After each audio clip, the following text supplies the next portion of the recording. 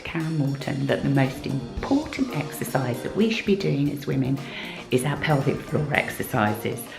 Now, I don't know about you, I'm never quite convinced I'm doing it correctly. I know going through childbirth, it's an important thing, but certainly going through the menopause and beyond to help relieve or prevent things like incontinence, our pelvic floors really need to be exercised.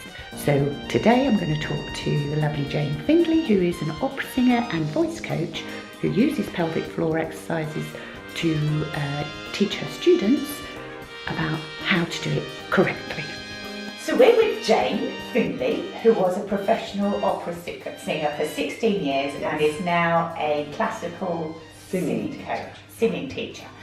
And we're going to talk about pelvic floors because they're one of the most important exercises as women we need to do, not just in menopause, throughout our life really, but also you teach people how to do pelvic floor exercises through singing. Well, what I do is I teach my pupils how to engage their pelvic floor, which helps to support the voice and sort of, use the breath economically, and it also gives the voice more power. Right. So just to sing from here, you wouldn't get much power, so you have to use both your diaphragm, and the use of the pelvic floor engages your lower abdominal muscles as well, which gives you a lot of strength. Right. Because I've never been sure if I'm doing it properly. There are two ways to find your pelvic floor. One of the easiest ways, is go to the toilet for a pee. Yeah. Start having your pee, which means that the pelvic floor is relaxed and it allows contents of your bladder to release. And then mid-flow, stop it and start it again and stop it. So that's one of the fastest and quickest ways to sort of understand the mechanism of the pelvic floor. Right. As well. Yeah.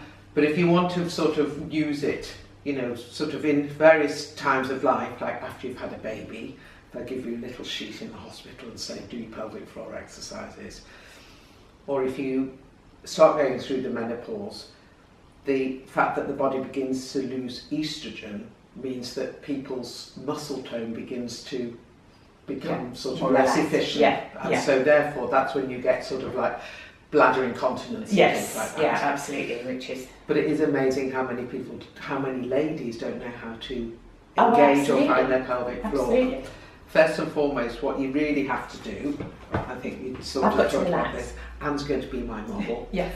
First of all, what we tend to do is go through life and hold ourselves quite sort of with muscles engaged all the time because we think we've got to have flat tummies and things. Yeah. The first thing you've got to do is completely release your abdominal muscles, almost feel as if you're going to have a little baby there. Yeah. Almost feel as if you're letting it sit in your hand. Yeah. And then what you've got to do is, I think the best way is to imagine you've almost got two strings hanging sort of below your lady areas, and then just feel that you're gently trying to pull those strings in and up inside the body, and therefore you'll feel that pelvic muscle then actually begins to engage. You'll feel it. Now, an exercise you can do is to actually put your hands in a V shape, let your muscle relax, stand with your feet slightly apart and feel that you're letting everything hang just loose. Yeah.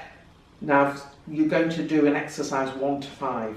1, don't make any movement. Yeah. So you have 1, and then on 2, 3, 4 and 5, just gradually feel you're engaging and pulling those strings into your tummy.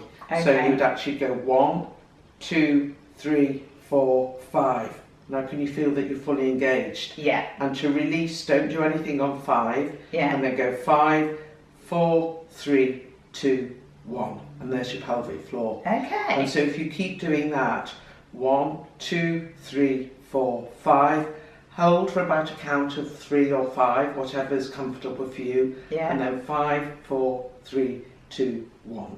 And so not only are you finding your pelvic floor, you're actually also engaging those lower abdominal muscles. Yeah. And gradually you can then do that standing at the bus stop. But I can't do it without pulling a funny face. Well, you weren't. Let me see your funny face then. Well, it's just, I have kind of, right, hang on. I'll let it all hang out. Yeah. See, no funny face there. No. Well, you could just do it with a big smile though. Yeah, couldn't I you? could do. Let's do it with a big smile. Yeah. Okay, everything's nice and loose. And Okay. 1, 2, 3, 4, 5, fully engaged. 5, 4, 3, 2, 1. I'm looking more mad at the bus stop now. Only smile if you look afraid. Excellent. Thank you very much. Of course. And you can also see your lovely nose. Well,